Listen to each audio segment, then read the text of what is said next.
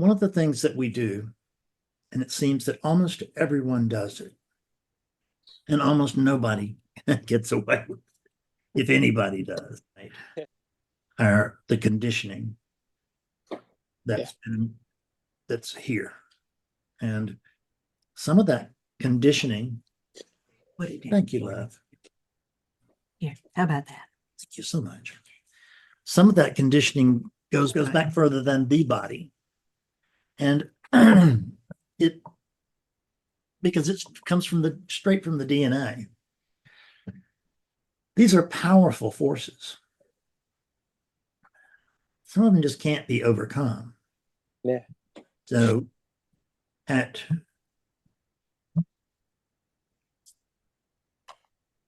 when we underestimate our conditioning, which we just can't help but do, it's not your fault if you fall back into well-known patterns that you thought I was above that, or that shouldn't be happening to me.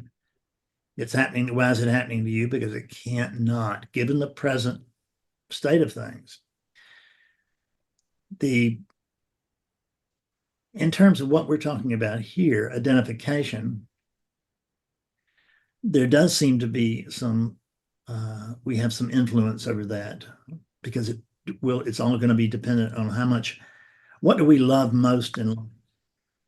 And we're going to pay attention to that.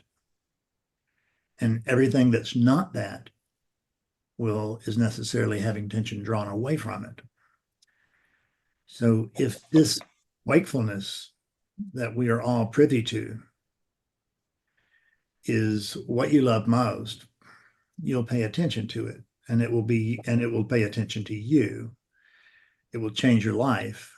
It will change everything about you. It doesn't have to, but it can. And if you're open to it and you're looking for it, it just occurs. Yeah. After we have been here a while, usually we're pretty good when we're first coming in. So, there's patterns, thick patterns, but we know they're thick patterns there, and we can be called on them and easily come to not trust them. But after we've been here a while, we start to trust them. When we start to trust that everything is okay, I've got this.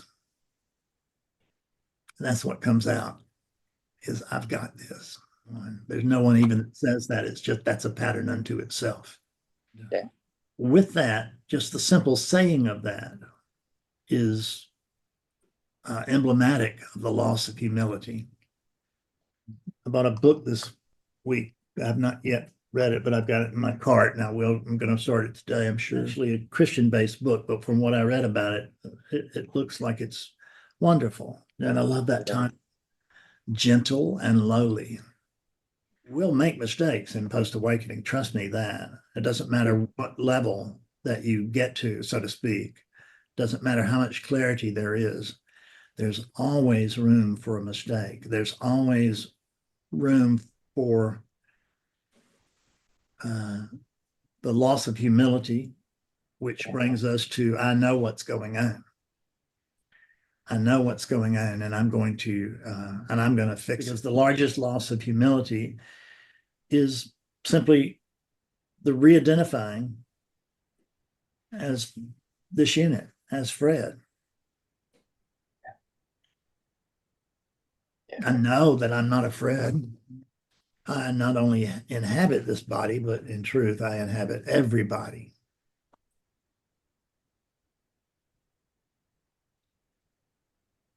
But when I've accepted this closed-in position, when I have begun to close, because that's what's happening, is I've got it. There's an I've and there's a got, and I'm so happy I got it at last.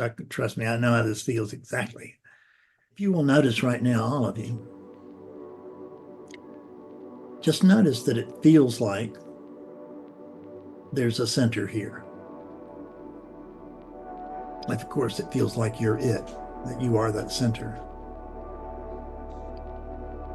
It feels like this space surrounds us, completely encompasses us, encapsulates us. But that's a trick of the mind. It's a trick of the eye. Because we're not surrounded by space. The space is our body. And we cannot be surrounded. We are that which surrounds, if you will.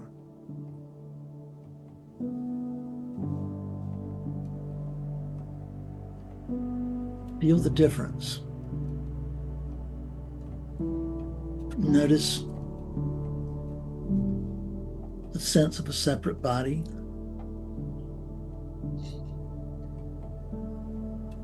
And then release that sense. And notice that there's something here that's not dependent on a body. It's not actually dependent on anything.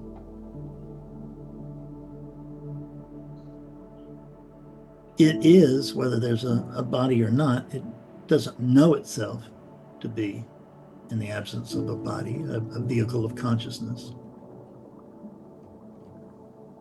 But it still is.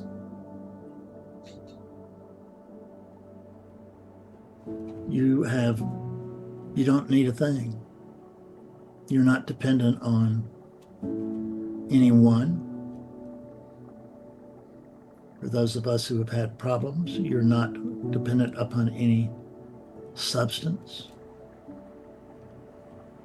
Or for those of us with a relationship, we're dependent upon, with troubled relationships particularly, we're not dependent upon that person or any person. That person is actually dependent upon your existence. They can't exist without you because they don't exist.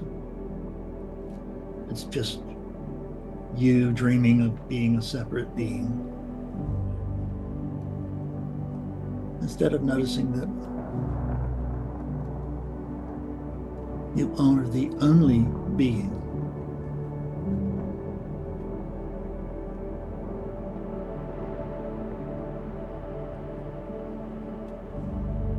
There's nothing beyond it. There's nothing behind it. Just being. Releasing identification of the body. How difficult is it to just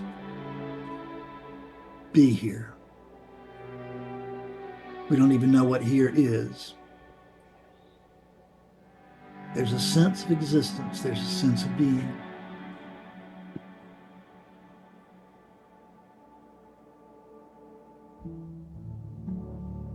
How hard is it just to be here?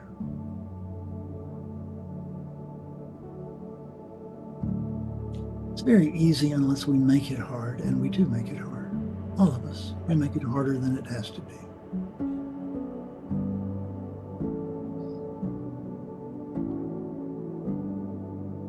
When we surrender, we forget that we're going to unsurrender. That's a natural part of that motion.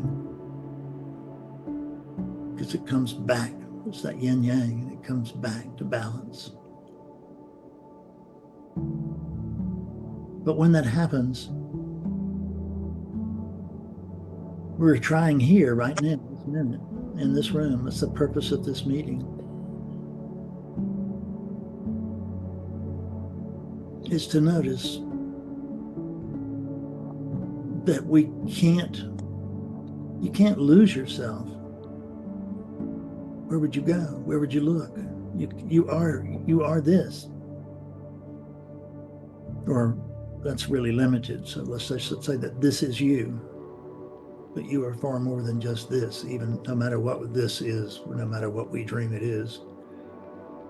Because what you really are can't be dreamed of objectively. Can't be seen, felt, touched, talked to. although you can talk to consciousness. But talk as consciousness to consciousness. Talk as the holy to the holy. Accept your own birthright.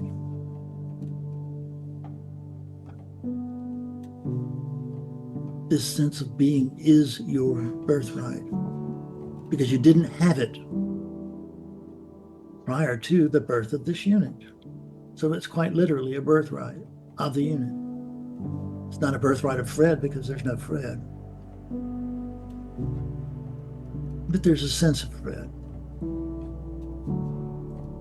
There's a sense of being. And there's a sense of relaxation in knowing that I need not ever fear about losing this because I am this. I need never fear of this leaving me because I am this. Relax. Just be here.